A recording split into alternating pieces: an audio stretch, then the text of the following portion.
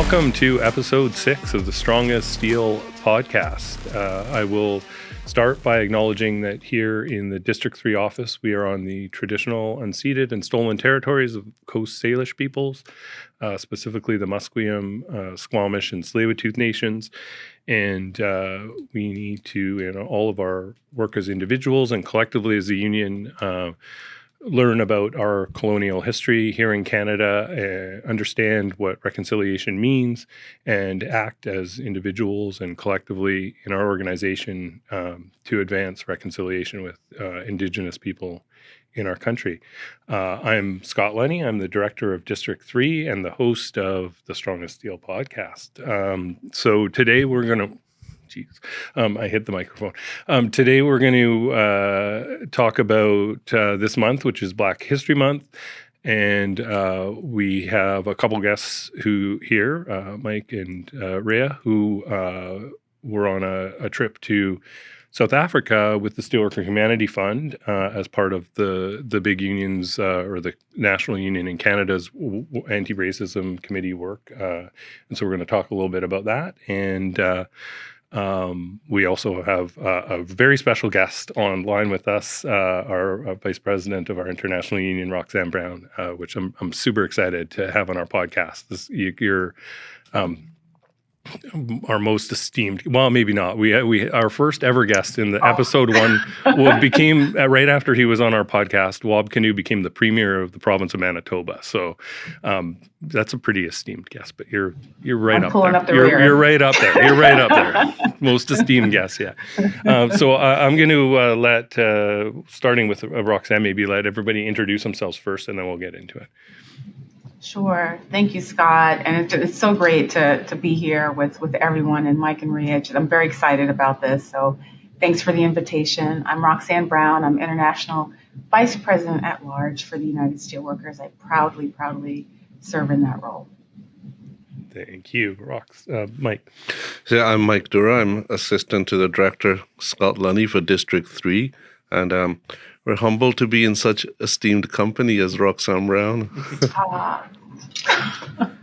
And I'm Reah Arora. I am a Local 2009 member through my work at the BC Federation of Labor. I'm the Director of Organizing and Campaigns and a member of the USW International Anti-Racism Committee.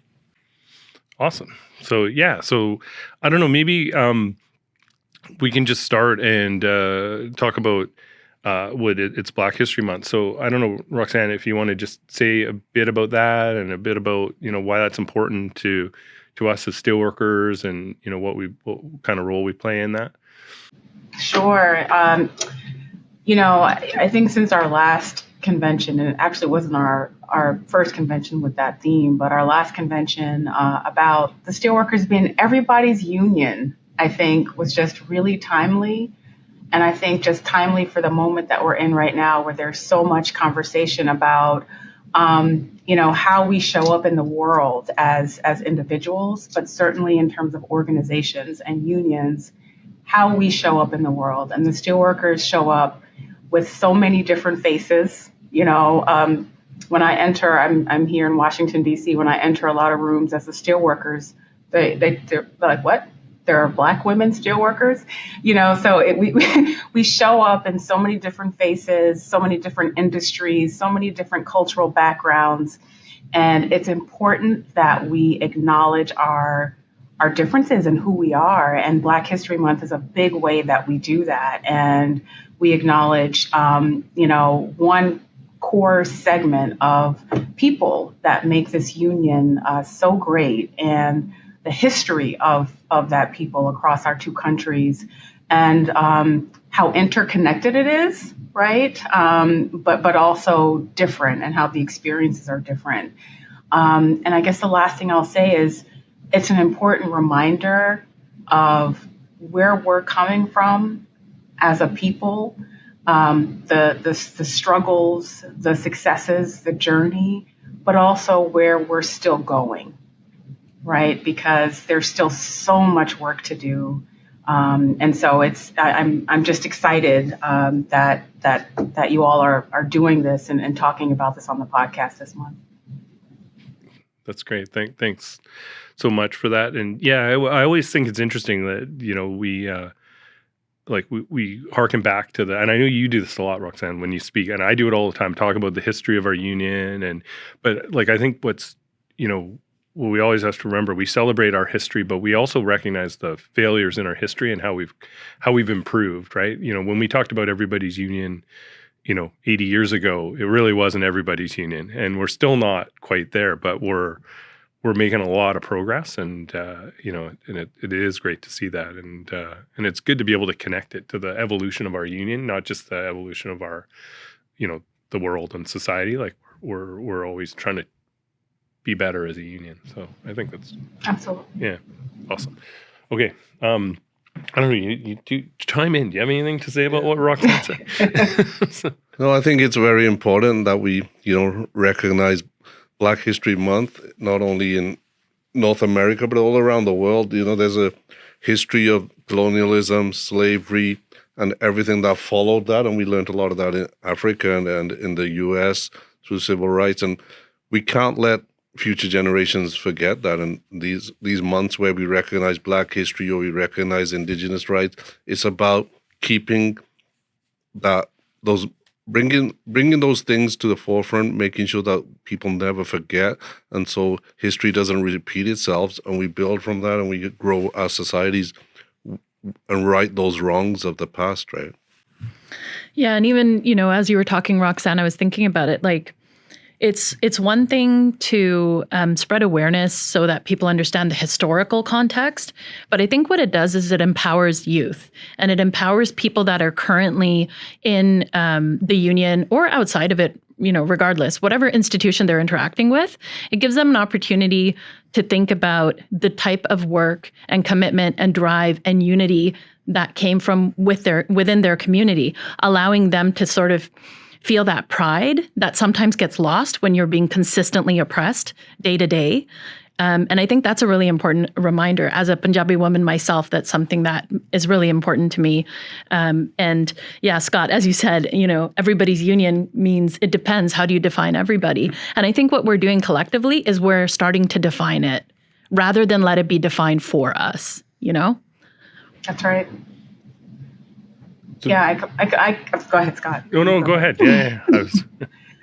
No, I mean, Rhea, that resonates deeply, especially as a mom, right? Because you're right. It's a continuum. It's not you only look at the history. It really is a continuum, and how we're continuing to grow and not be stagnant. When I think about our union and just the future, want us to be, kind of one of the remaining ones. And it's because we've done the right things. We've had the right conversations. We've put the work in, had the difficult conversations to grow us in all the places that we need to grow. And this is a really important place where it's hopefully we're going to be a time in our union where I'm not an anomaly anymore as the only Black woman on the executive board, but we'll have a Punjabi woman in our executive board, right? An Asian woman, and it grows, right? Yeah. So that is the goal. I love what you said. It is a continuum. Yeah, absolutely. So, Reah, do you want to just maybe let us know a little bit about the work that we did as a national union on the anti-racism, what was the anti-racism working group, and I think is now the anti-racism committee. Yeah. Maybe just for some context. Yeah, absolutely. Yeah. So we kicked it off. I think I got appointed in 2021, and that was our first year. And it was the National Anti-Racism Working Group. And we were kind of really starting from scratch in the sense that we were going to think about what type of work we wanted to do. We wanted to figure out what our mandate was. And obviously, we were provided one by the National Union, which was to identify areas and gaps that currently exist. And if there are policies that are anti-racist, anti-oppressionist, what are they, and are they working? And so we took a look at what was happening within the union, and we identified gaps. And one of the major ones is education, of course, and then awareness within the larger rank and file. And so we had a policy conference that was coming up in 2023. So ahead of that, the National Anti-Racism Committee, or I should say working group members, met up in Toronto we talked about what we wanted to do. And so I think we were given the opening plenary of the National Policy Conference, which allowed us to touch base on racism itself. And so we talked a bit about the work we wanted to do, what we were mandated. And then we had a few resolutions that we had also proposed, one of them making the National Anti-Racism Working Group an actual committee. And then education being part and parcel of that as well. And so that was a really important policy conference because I was one of the people that went through an exercise. And the exercise was a sentence to determine feelings of the rank and file when they heard that sentence. And that sentence had to do with allyship is when white people support racialized people. It was something like that. And very gentle, right? Like we were gentle. We didn't dig in too deep, but we wanted to scratch the surface and see where people were at. And we had 3 test groups. One was the people that felt positive emotions. And there was, out of the 1,000 people, 6 people raised their hands. Then we asked for the people who had negative emotions. And again, around 6 or 7 people raised their hands. But what we wanted to really focus on was the people that didn't raise their hands. That was also a group. That was the not engaged group. And so we wanted to point out the fact that even that conversation, as light as it was, even from a podium with 1,000 USW members sitting beside each other, there was a level of discomfort with it, even discussing it. And so that kind of set the stage for us to start to think about the practice of, and we knew we were going to South Africa. This was planned well in advance. And so we knew that part of what we were going to do with our work was to disseminate what we learned in South Africa and the symmetry between this country and South Africa, and really countries everywhere, when we think about racist policies and the impact that they have on Black, Indigenous, and people of color. It's awesome. I don't know, like Roxanne, how does that relate? Like, you mostly do U.S. stuff, so how does that relate to what we do in the U.S. around racism, anti-racism work?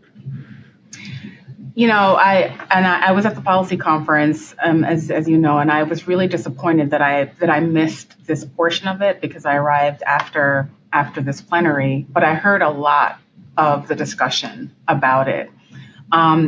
And I will say, I don't know if I should say this, but I'm going to say it anyway. You can say whatever you want. Yeah. One of the things that I really admire about our brothers and sisters in Canada is that you do have a lot of the difficult conversations and that you create space for those difficult conversations. And I was actually really surprised that kind of reaction happened at the policy conference. I actually expected it to be a little bit different, more positive feelings, just a bit more. I was just surprised because you guys do make it a point to have those difficult conversations. In the U.S., it's so charged, right? And we're in an environment where 2016 happened with Agent Orange and everything, and he became president, and just really had a diffuse effect across the United States, and made the issue of race so charged and allowed the racists to really kind of come out of the woodworks and be even more racist. And then the summer of 2020 happened, right? Which shifted the narrative a bit on race, and people became more comfortable talking about it in the United States. But it's still challenging.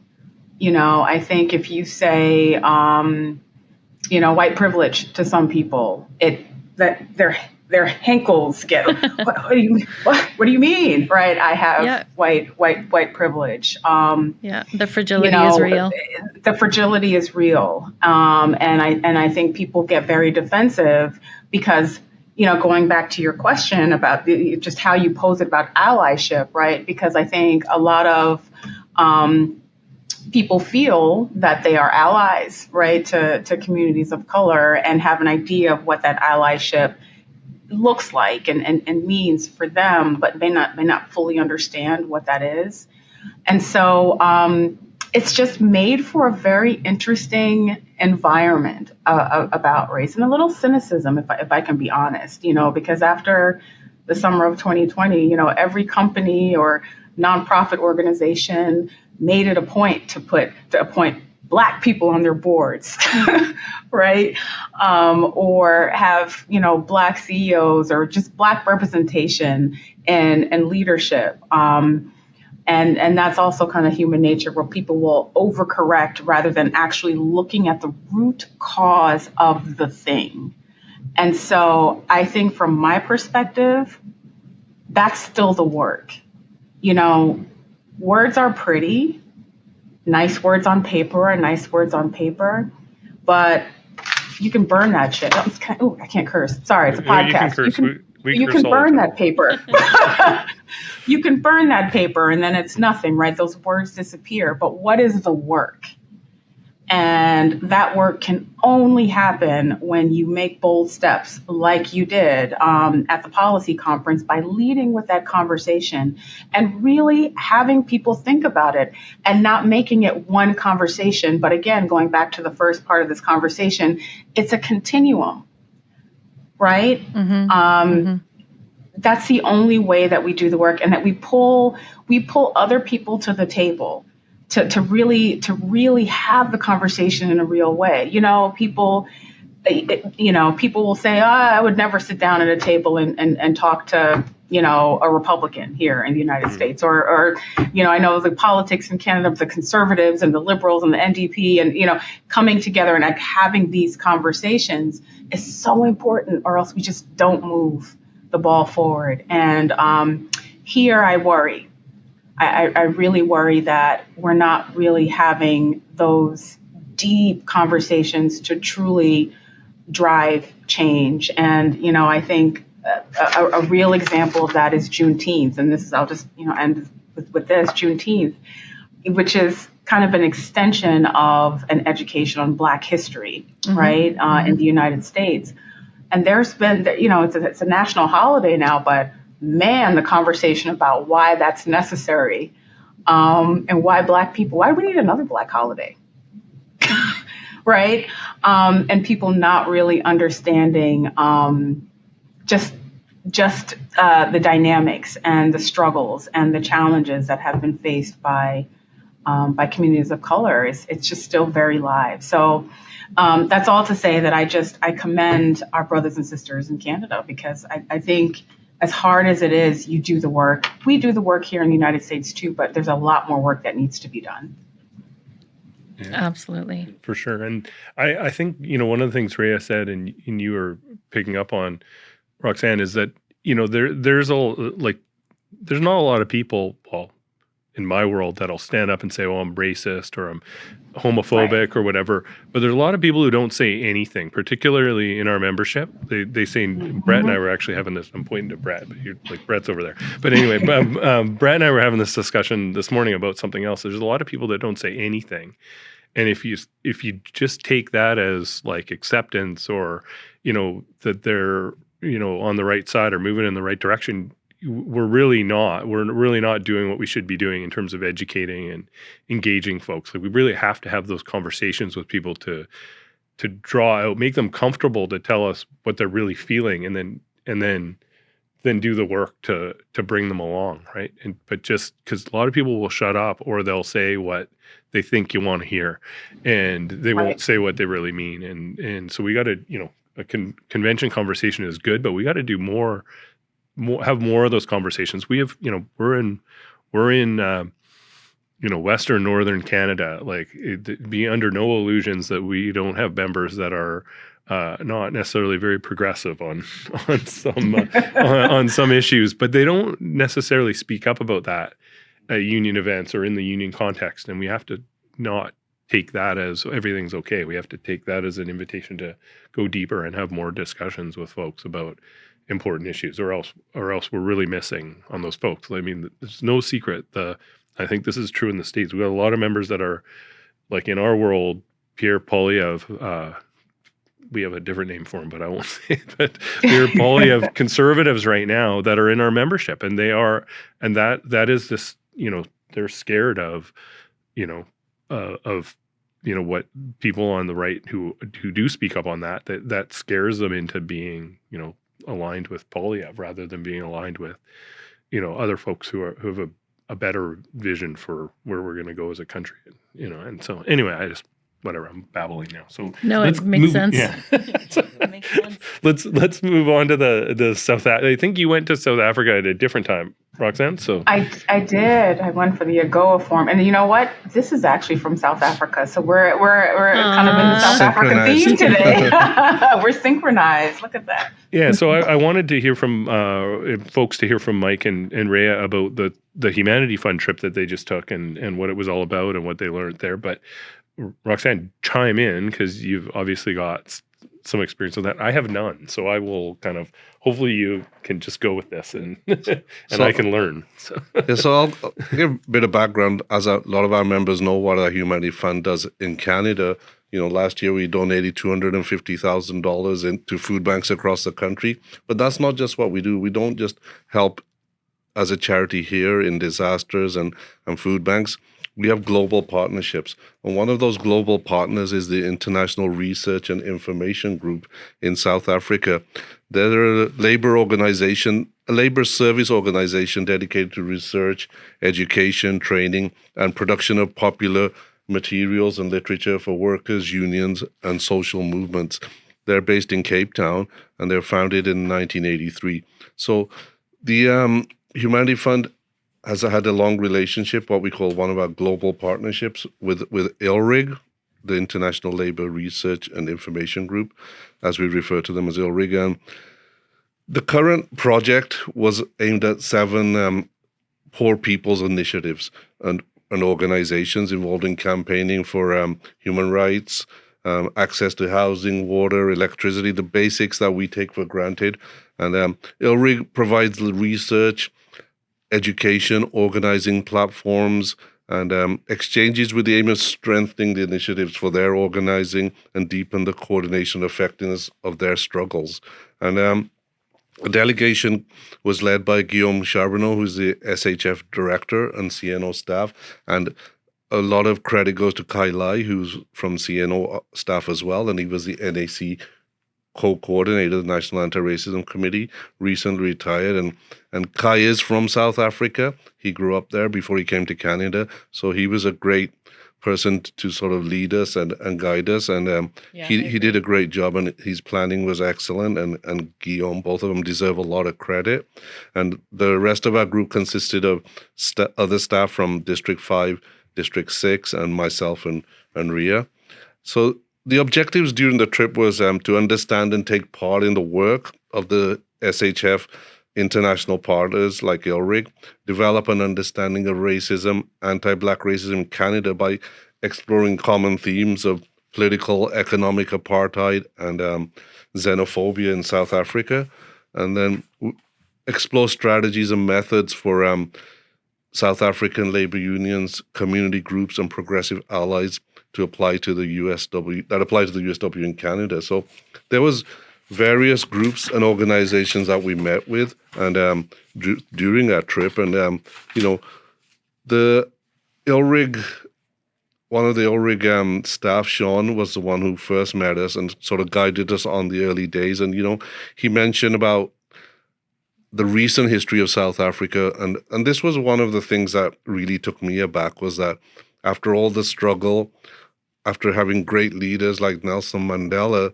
the country has not moved forward. And that really shell-shocked me when I arrived there. He mentioned about the Truth and Reconciliation process that took place under Reverend Desmond Tutu, where there was, it was supposed to be just like the Truth and Reconciliation here, it was to find ways to heal the past. But there was a lot of shortcomings from that. He highlighted that there's been virtually no economic redistribution at the end of apartheid or since. And many South Africans, actually, their economic situation is a lot worse now than it was under apartheid. So, Reah District 6 was one of the first places you went to, and you can speak about that. Yeah, absolutely. So, ILRIG took us on a series of tours. We went to some historic sites that really highlighted what was happening in South Africa at the time, especially under apartheid. And so I'm just going to lift this up. There's like 60,000 forced evictions. So basically, District 6 was an area of generally mostly people, what they call colored there, which is racialized or mixed folks of mixed heritage. And then there was folks from the Black community. So it was really a melting pot of different cultures. And there was 60,000 people that lived in District 6. And the state, the colonial state, sent bulldozers and basically tore down people's homes and forced them to move out. So if you were colored, or what they reference as racialized, and people of mixed heritage, you went to a place that was a little bit further out from the urban center. And then if you were from the Black community, you went out even further. And so the communities and neighborhoods were completely ripped apart from each other. Part of the important aspect that I think we need to focus on about the post-colonial impacts is that these people had built a social infrastructure with one another. So if someone didn't have enough money to pay for groceries, for example, they knew the grocer well in District 6. So they could say, I'll pay you in a few days when I'm able to. And that was okay. So people were able to get by. They had access to all the basic necessities, stores, doctors, whatever they needed. And entertainment, but being pushed out into what they call the wastelands, which was further away, they were not able to access these things that they once had close access to, even by geographical distance. So they had to then start walking miles to get milk and eggs. And then they weren't able to, and it cost money, or they had to take transportation where they didn't need to do that before, or arrange transportation. So whatever little amount they were working with then became more and more whittled down. And post-colonially, when you look at what's happened, is that all of these people were driven from their homes. They weren't driven to the same areas. And I think that's what's important to keep in mind. They were, by being separated from each other, not just from their home, but then where they were moved to, what ended up happening is that they completely isolated from one another, even family members, because they had a very racist test that they employed, which was putting a pencil in your hair to see if the pencil would slide through. They had another test where they would look at the hue of your skin. And so if you were a lighter skinned or darker skinned family member, that might actually mean you being splitting up. And so now you're isolated from one another, you're living in different areas where you don't know where, your family members are at or how to reach them, or you can't afford to reach them really where they're at. And the government promised to provide the land back to these people. And many of them have been on a waiting list for so many years that they actually ended up passing away. And so they never got back to their home. And in the end, it's like you can see this continued impact. And, part of what Mike just mentioned earlier about, the impacts that you can see there. There's these shanty towns, and they sprawl out, and it's millions and millions of people without access to housing, electricity, washrooms, like Mike mentioned, there's been some, I think, conversation with the government, but it hasn't gotten far enough. No, back when after 1996, when Nelson Mandela came into power, there was a promise to rebuild, and even today, when we went there, the land is still sitting barren. There's a few buildings left. There's a couple of buildings been put on there, but nothing has happened, and people have passed away. And that it's been over 60 years now since some people were. But I mean, in a nutshell, it was a thriving community like the communities we live in here. And all of a sudden, with a flash of a bill that was passed in the South African Parliament at that time, a racist bill that was passed, and by a stroke of a pen, all these people were displaced, and they lost their sense of community, their livelihoods, and a lot of them their families as well. But on the some of the effects of that is like the camps we visited, which was Kalishta, which is a shanty town, you can call it, or as they call them, the townships in South Africa. It's an area where people are living in informal settlements, sort of an occupation where they've taken over the land. And a lot of this happened during the COVID pandemic as well. People were forced out of their homes. And one of the organizations, I can't pronounce it because it's an African name, but the abbreviation was IYM. And we met with the activists from that community in a church in the township. And they told us of the stories of, how they've lost their jobs. They couldn't afford to pay rent anymore. They just ended up taking over swaths of land, and they never received the promised housing that they were supposed to. Which the government had promised that land to them, but that's not what happened. They didn't get that land, so they basically occupied it into these informal settlements. So this is a picture of the township, and just an overview, and that shows the kind of housing there is: corrugated shacks. And even the church we were in, it was just a larger corrugated building. It's nothing like a church we would see here. No flooring, it's a dirt floor. And no insulation, no air conditioning in the hot African sun, that kind of thing. So IYM is like one of the organizations which coordinates with ILRIG in their work, and they set up like a democratic horizontal structure. The affiliates are grouped in committees in the different occupations. And during COVID, actually, they gave them names that were like the different areas. Like one was called pandemic, one area is called sanitizer, and one is called social distance. So you're from the social distance neighborhood. So I live in the social distance hood, and she lives in the sanitizer. I'm in the pandemic hood, yeah. And so they explain how the occupiers, they have no intention of moving out unless they're provided proper housing. And these encampments or shanty towns are just growing and growing.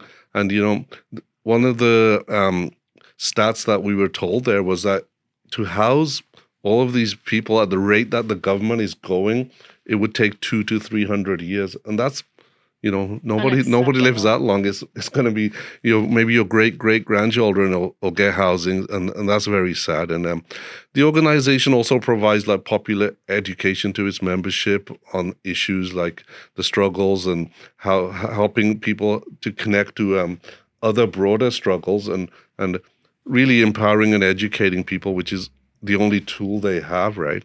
And yeah, one of the things that really I think that I really liked about ILRIG is that they talked about other economic models or I should even say anti-capitalist models that are more social, like democratic confederalism. If you think about the Kurdish independent state, they talk about the impacts of neoliberal capitalism. And, there's a lot of symmetry when you think about what's happening in Canada as well as the States.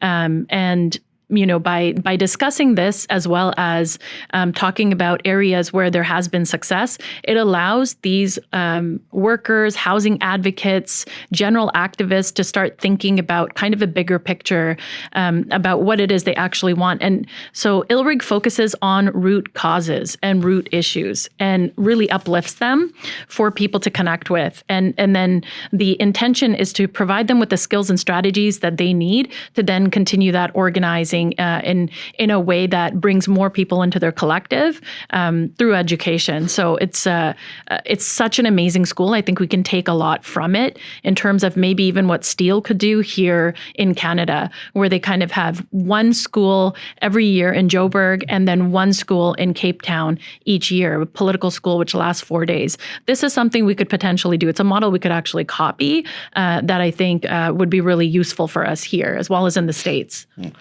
Another interesting place we visited, actually where we kind of started, was Community House, where ILRIG's office is based. And this is a building that during apartheid was a hub for progressive organizations and community groups, and it still is. It was actually bombed by the South African secret police or whatever they were, during apartheid. And there's a lot of history. There's murals all over the walls. And I mean, if somebody's ever in Cape Town, I would go visit the place, and it shows you how much people suffered and the sacrifices of the activists and how long it took them to get to get their independence. But again, like I said earlier, the country is still not moved forward from that, which is very sad. But also, I think it's a point of inspiration. The community house has lasted for so many years. And I think originally it was built for women who were going to work in the urban center at the time. It provided safe and secure housing for them. So that's how a community house was actually formed.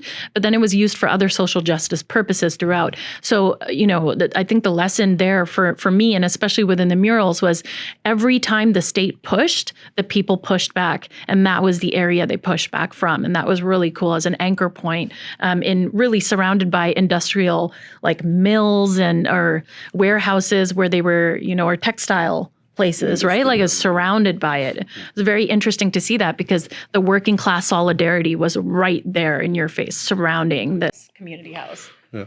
Another big issue there is for workers, especially farm workers, laborers. And we met with CASAU, which is a commercial stevedoring agricultural and allied workers union. The unions there are not as structured and organized as we are here, nor is a trade union movement, but they represent mostly farm workers in the wine region just north of Cape Town. We met with them on a Sunday, I think it was, and they described how employers have control over almost all aspects of their working lives on the farm, where they live. It's a situation not unlike a lot of temporary farm workers in Canada, but a lot of people are there for life, they're lifers, but when they get to an age where they can't work any longer or physically they can't keep up with the physical demands of the work, they're actually just kicked off the farm and left on their own means to fend for themselves. And a lot of them end up homeless or in the shanty towns. And it's a very tough situation for them. And there's a lot of issues like alcoholism and a lot of social issues. And then, the government is not doing anything for them. There's corruption. There's so much. A lot of the owners of these farms are connected with the governments. And that was one of the things in every facet of the society there, the police, the government officials, the municipal governments. There's a lot of corruption. And that is sad to see in a country that fought so hard to get away from apartheid, fought to make the country better for their people. And now there seems like it's gone backwards and the people are really suffering. And there's a lot of political assassinations, even for union leaders or anybody who gets too vocal or gets into the hairs of the government. They all of a sudden are missing or assassinated, which was quite shocking. Yeah, and I mean, like here in the 1900s, we know about what union activism brought on for people. And when you think about the 1907 riots in Korea and Japantown, here in Vancouver. But I think, what's really stuck out to us was the symmetry between Canada as well as South Africa and countries really everywhere. When you look at a capitalist system and you see, we talk a lot about the symptoms of it and we talk a lot about Band-Aid fixes. But what we really have to start thinking through is if we're overhauling a system, what is that going to actually look like? And then what are the steps that we need to take that are concrete that will actually get us to where we need to go. And so we've been thinking about that a lot. And part of what the National Anti-Racism Committee will be doing is disseminating a lot of these lessons through education that we'll be creating that will be available to all of the locals throughout the country. So this is going to be a crucial point for us to make sure that we get this message across to the rank and file as well, so we can get everyone collectively thinking about it as a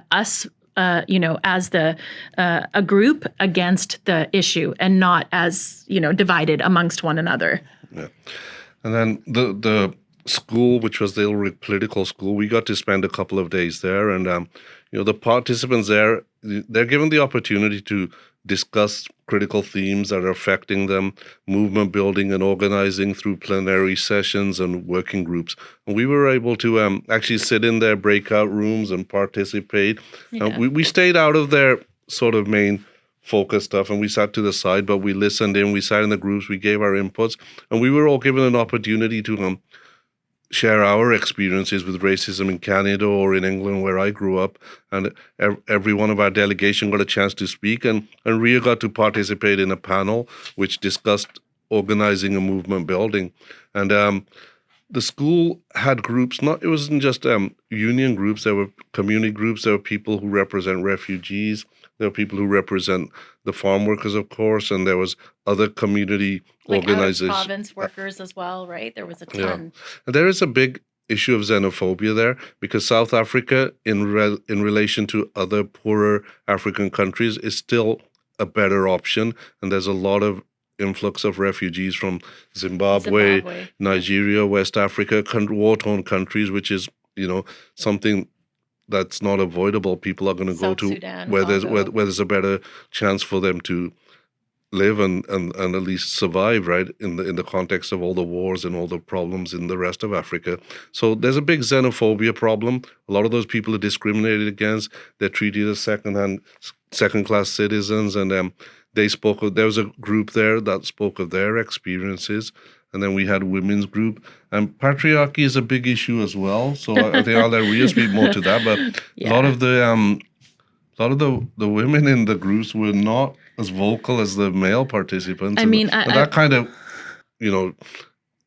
hit a nerve with us because we were encourage them to speak up and that, but there seems to be a societal or systemic thing where they were kind of reluctant, right? I think, Roxanne, you and I are women. We know what it's like to operate in male-dominated spaces. But there was about 50 participants, I would say. And of the 50 participants, I think about 20 to 22, 23 were women. So it's not like it wasn't, it was pretty mixed. However, there was a question brought up by one of the facilitators that was referencing, why women's issues are important and why uplifting women is important. And the only people that spoke to it was a group of about 4 or 5 men. And all the women did not say a word. And so, and I'm dying inside, Roxanne, but it's not my place. So I had to sort of sit back and wait. And, I wanted to ask the basic question, which we often think about, in our sort of professional spaces, but in these community spaces, it was like, why didn't you speak up? Like, what was holding you back? What was it? And they said that there just wasn't space created for them. And that if it was very performative. And I think that, that requires allyship too, when you think about it from a gender perspective. But we have that same issue when we think about active allyship or co-conspiratorship. It's kind of a similar theme. But that really stuck out to, I think, the entire NAC committee and staff. We were a little bit taken aback by that because we thought there would be a lot more conversation, and it was very clear that this was a pretty commonplace for the women just not to speak at all. Yeah, and one of the other places we visited was Sissy Gould House, which is a hospital that's been converted into housing. It was actually an occupation. It was converted. It's an occupation. It's an occupation. The community took it over. They've been living there. They've come to some sort of compromise in recent years with the council. They've been promised an upgrade. But I wouldn't say it's the greatest building. It's not dilapidated, but it's better for people to live in. And that was one of the places where we had a great interaction with young kids. And there was a store there where we gave there's a store inside the hospital where we gave the storekeeper a bunch of money, and the kids could have free candy, and they loved it, and they were singing and dancing around us, and it was a great experience. And we also went to Robben Island, where Nelson Mandela was held in prison during his sentence, and did a little bit of touristy stuff, but in the end, it was a great experience. Yeah, absolutely. We learned a lot, and I really can't wait to dig into what the dissemination portion of it will look like. Yeah, that's great. Well, thank you. I know you got tons more you can talk about. Talk for hours. And I know there's a lot of pictures because I've seen Kai's and I've seen Mike's pictures. But I just for me, I think it's really great for you to share that experience, and I look forward to what the committee comes up with in terms of sharing that information with the leadership of our union and the activists in our union. I just from what you've said today, you can see the key role that, education needs to play in continuing the important work. It's not these these, like you said, performative moments or performative acts. It's like ongoing work and ongoing education and the work that needs to be done, like with other folks, coalition wise. But the key role I think that unions always play and have historically played, certainly in our countries, but it sounds like in South Africa as well, the key role that unions play to lead that, to be able to workers to be able to lead that kind of coalition and education and build that kind of solidarity to make change. So I think it's really interesting and really great that we're trying to do that work. I know it's not necessarily nearly so bad I gotta get a better word than bad, but it's not nearly so bad for us, but it still exists. Like we're still a colonial country that's turned to capitalism, and there's still all sorts of challenges, particularly for racialized folks. The intergenerational trauma is similar to what the Indigenous people here have suffered. So and I think also it's worth it to say that in the context of this podcast, I know a lot of people are going to be watching, and so it is Black History Month, and so if you want to find a way to support, I think part of what happens is we often reach out to the people around us that are racialized and put a lot of pressure on them in terms of educating us. So it would be great if, folks pick up a book by a Black author and read it and educate themselves, because that will start giving them some of the language and vocabulary around how to approach these conversations so that we can get a little bit more comfortable about an uncomfortable topic. For sure. Yeah. Roxanne, you want to chime in about anything? We're going to wrap up pretty quick. So I just thank you so much to Reah and Mike I wish I was with you on that trip. It sounds like it was pretty profound, and I echo Scott's words about solidarity, because honestly, the whole time I was listening, I was thinking about my own trip to South Africa that was very much focused on economics and lifting up opportunities, economic opportunities for people in sub-Saharan Africa, given all the foreign investment that's happening on the continent right now, specifically in South Africa, and none of that is getting to the people. But how grateful our brothers and sisters in sub-Saharan Africa were to us from the U.S. For being there in solidarity with them, making this demand for economic fairness and justice, for the people of Africa. And so this was just incredible. So next trip, don't forget about me. Absolutely. Would love to have you with us. Okay, so thank you all for being here, and we're going to wrap up our episode 6 of the Strongest Steel podcast. I'm looking at the right camera for those of you on YouTube. But if you've been listening to all of our Strongest Steel podcasts, thank you. Keep listening.